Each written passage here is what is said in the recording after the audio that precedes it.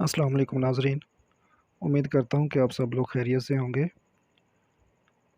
नाज़रीन, आज जिस मौजू पर बात होगी वो है कब्ज़, कॉन्स्टिपेशन। ये एक ऐसा मसला बन गया हुआ है कि बच्चों में, बड़ों में, बुज़ुर्गों में तकरीबन हर उम्र के लोगों में ये शिकायत सुनने को मिलती है। तो इसकी वजह हमारी ग़िज़ाएँ हैं, जो हम खाते हैं, वो अपने मिज़ाज और तबीयत के बिल्कुल उलट चीज़ें खाते हैं, तो फिर ये मसला बनना शुरू हो जाता है। या तो हम सख्त ग़िज़ाएँ खाते हैं जो हमारा मैदा कबूल नहीं करता, या फिर सर्द खुश्क मिज़ाज की जो चीज़ें होती हैं, ग़िज़ाएँ होती हैं, वो हम इस्तेमाल करते हैं, तो फिर उससे ये मसला शुरू हो जाता है। तो इससे क्या होता है कि जिगर में, मैदे में और आंतों में सर्दी खुश्की का एक जो मिज़ाज है वो बन जाता है। तो जहाँ पर सर्दी खुश्की होगी, तो ज़ाहिर है वो जो भी मामलात हैं अंदर, वो जो भी खाया पिया है वो एक तो ठीक तरह से हज़म नहीं होगा, और वो सर्दी की वजह से वो जम जाता है। जिस तरह फ्रिज में पानी रखें तो जम जाता है, तो अगर आप बाहर पान उसको निकाल के रख दें तो वो थोड़ी देर में पिघलना शुरू हो जाता है, या धूप में रखें तो और भी जल्दी पिघल जाएगा। तो बिल्कुल हमारे जो अंदर आंतों का या मैदे का जो निज़ाम है वो भी बिल्कुल इस तरह से ही होता है। जैसे ही हम कोई सर्द खुश्क जो अशिया हैं, ग़िज़ाएँ हैं, वो खाते रहते हैं, लगातार खाते रहते हैं, हमारी रूटीन का हिस्सा होता है, तो फिर ये उससे इसी तरह के मामलात हैं वो बनते हैं। तो इसमें क्या होता है कि फिर जिगर में जब सर्दी खुश्की आ जाती है तो फिर वो सफ़रा नहीं पैदा करता पूरी तरह, ठीक तरह से वो काम ही नहीं कर पाता, और अगर सफ़रा पैदा नहीं होगा तो वो आंतों में गिरेगा ही नहीं, तो वहाँ पे फिर वो निज़ाम हज़म जो है वो सारे का सारा जो है वो निज़ाम ही दरम-बरम हो जाएगा। तो फिर उससे जो होती है वो कब्ज़ की सूरत-ए-हाल एक बन जाती है, और फिर वो उसी में बंदा परेशान रहता है। तो इसके नुकसानात भी बहुत ज़्यादा हैं।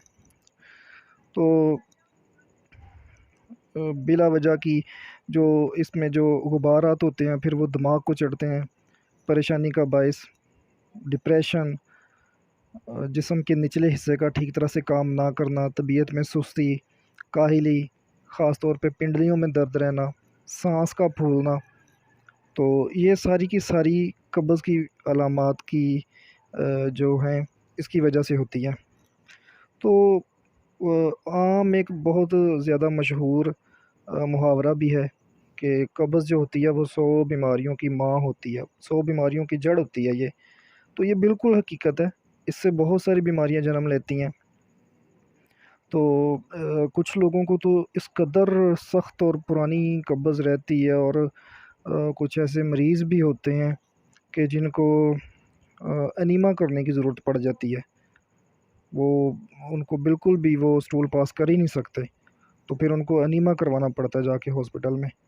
तो ऐसे मरीज़ों के लिए, और जिन लोगों को वैसे आम रूटीन में कोई कब्ज़ वग़ैरह की जो प्रॉब्लम है, जो मसला है वो रहता है, तो उनके लिए एक ऐसा लाजवाब नुस्ख़ा आज मैं आप लोगों के लिए लेकर आया हूँ कि इंशाअल्लाह इस्तेमाल करेंगे तो दुआएँ देंगे आप लोग कि ये तो मसला ही हल हो गया। यहाँ तक कि जिन मरीज़ों को ये तय हो जाता है कि डॉक्टर कहता है कि इनका अनीमा ही करना पड़ेगा, तो आप उनको भी वो 1 चम्मच खिला दें और 2-3 घंटे बस इंतज़ार करें, देखें।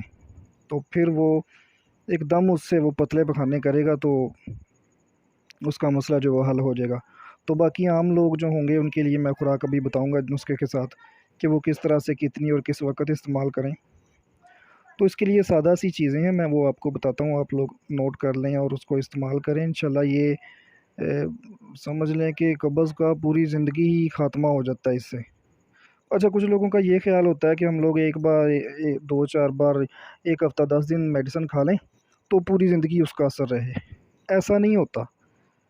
जो भी चीज़ आप इस्तेमाल करते हैं उसको कुछ अरसा लगातार इस्तेमाल करें, ताकि पीछे आपकी 10, 20, 25, 30 साल, 50 साल उम्र हो गई हुई है, तो इतनी देर की जो खराबी पड़ी हुई है वो आप चाहते हैं कि 10 दिन में ठीक हो जाए। कैसे होगी 10 दिन में ठीक? जो लोग कहते हैं जी, वो लिखा होता है ऐसे ही थंबनेल के ऊपर, जी 1 हफ़्ता दवाई खा लें तो बस पूरी ज़िंदगी फिर ज़रूरत ही नहीं है, जड़ से ख़त्म, नस्लों से ख़त्म, और इधर से ख़त्म, उधर से ख़त्म। ऐसे नहीं होता। बात उतनी करनी चाहिए जितनी ठीक हो और जितनी मुनासिब भी हो। और जो सच भी हो। तो आप इसको इस्तेमाल करें, इंशाल्लाह ये आपको ख़ुद ही इसके जो फ़ायदे हैं वो पता चल जाएंगे कि ये क्या चीज़ है। तो जल्दी से चीज़ें नोट कर लें जी। नुस्खा पेश खिदमत है कि सबसे पहले आपने इसमें लेनी है बिल्कुल सादा सी चीज़ें। तो सबसे पहले आपने लेनी है सुंड, वो लेनी है आपने 50 ग्राम। उसके बाद काली मिर्च 10 ग्राम, नौशादर ठीकरी 30 ग्राम, और सना मक्की आपने लेनी है 80 ग्राम। और उसके साथ आपने इसमें 30 ग्राम डालना है रेवंद असारा, और 50 ग्राम आप इसमें डालनी है रेवंद खताई। ये सारी चीज़ें आपने अच्छी तरह से इसको साफ़ करके ग्राइंड करके मिक्स करके एक पाउडर सा बना लेना। तो वो चाय वाली आधी चमची रात को सोने से पहले सादा पानी के साथ या नीम गर्म पानी के साथ, कहवा भी पी सकते हैं, तो उसके साथ इस्तेमाल करें। अगर चाय पीते हैं तो वो ना पिएं, कम कर दें।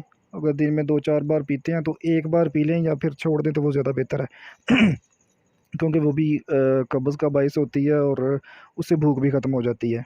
वो भूख में भी कमी लाती है और वैसे भी वो कब्ज़ की सूरत हाल भी बन जाती है उससे। तो ये एक सादा सा नुस्खा है। तो ये इस कदर लाजवाब है कि जिन मरीज़ों का ये तय हो चुका होता है कि इनको अब अनीमा करवाना पड़ेगा, तो उनके लिए भी ये किसी नेमत से कम नहीं है। तो आप लोग ये इस्तेमाल करें इंशाल्लाह। तो ये लगातार इस्तेमाल करें। बच्चे आजकल छोटे होते हैं तो उनको वो पापड़ चूरन खा खा के तो वो भी बहुत सख्त पखाना करते हैं, माएँ अक्सर ये शिकायत करती हैं, तो उनको भी एक चुटकी इसमें से दे सकते हैं। तो बड़े जो हैं वो 500 या 750 एमजी वाला कैप्सूल के मुताबिक इतनी सी वो खुराक इसकी खा सकते हैं। तो कुछ लोगों को बड़ी सख्त या पुरानी कब्ज़ रहती है, तो ये नहीं कि एक आपने इसकी खुराक खाई तो वो मसला ठीक नहीं हुआ तो आप कहेंगे ये काम ही नहीं करती। ऐसा नहीं है, आप उसकी खुराक थोड़ी-सी बढ़ा लें, और जिन लोगों को इतनी खुराक से ज़्यादा पतले पखाने हैं वो थोड़ी-सी कम कर लें। अपने मिज़ाज के मुताबिक, हर बंदे का मिज़ाज दूसरे से मुख्तलिफ होता है। अगर आप एक ही जो मिकदार का कैप्सूल है वो सबको देंगे तो वो सबके लिए वो फ़ायदा मंद नहीं होगा। किसी को वो ज़्यादा जो है वो असर कर जाएगा, किसी के लिए वो कम रह जाएगा। तो आप अपनी तबीयत के मुताबिक उसको उसकी खुराक जो है वो सेट कर सकते हैं, तो उसको आप इस्तेमाल करते रहें फिर। तो इससे इंशाल्लाह आपका जो मसला है वो बिल्कुल हल हो जाएगा। ये कब्ज़ वग़ैरह जो पुरानी से पुरानी कब्ज़ जितनी मर्ज़ी पुरानी हो, तो इंडिया के दौर की, पाकिस्तान बनने से पहले की भी कब्ज़ हो तो वो भी इससे दूर हो जाती है। ये बड़ा आज़मूदा और बड़ा एक लाजवाब और मुजर्रब नुस्ख़ा मैंने आप लोगों की खिदमत में पेश किया है। तो इससे ज़रूर फ़ायदा उठाएँ। घर में बुज़ुर्गों में जो ये इस तरह के मामलात रहते हैं, या घर के किसी भी अफ़राद में, बच्चों से बड़ों में, बच्चों से लेकर बड़ों तक, जिस उम्र में भी ये मसला हो, तो ये सबको इस्तेमाल करवाई जा सकती है। इसमें कोई पॉइज़न टाइप चीज़ है नहीं। थोड़ी कम खा लें, ज़्यादा खा लें, इसके नुकसान नहीं है। सिर्फ़ अपनी तबीयत के मुताबिक, मिज़ाज के मुताबिक इसको इतना सेट कर लें कि कब्ज़ भी दूर हो जाए और तंग भी ना करे आपको, यानी बहुत ज़्यादा पखाने ना लग जाएँ इससे। तो इसको आप इस्तेमाल करें। और वीडियो अगर अच्छी लगी हो तो इसको लाइक शेयर ज़रूर कीजिए, और चैनल को ज़रूर सब्सक्राइब कीजिएगा। और अगर आप चाहते हैं कि किसी मौजू पर वीडियो बनाई जाए तो कमेंट बॉक्स में वो बता भी सकते हैं कि इस मौजू पर आप वीडियो बनाएं, तो इंशाल्लाह ज़रूर उस पे भी कोशिश करेंगे कि बनाएं हम लोग। और दुआओं में याद रखिएगा, अपना बहुत सारा ख्याल रखिएगा, और आपसे मुलाकात होगी अब किसी नई वीडियो में, नए किसी मौजू के साथ। तब तक के लिए इजाज़त दीजिए। अल्लाह हाफ़िज़। अस्सलाम वालेकुम।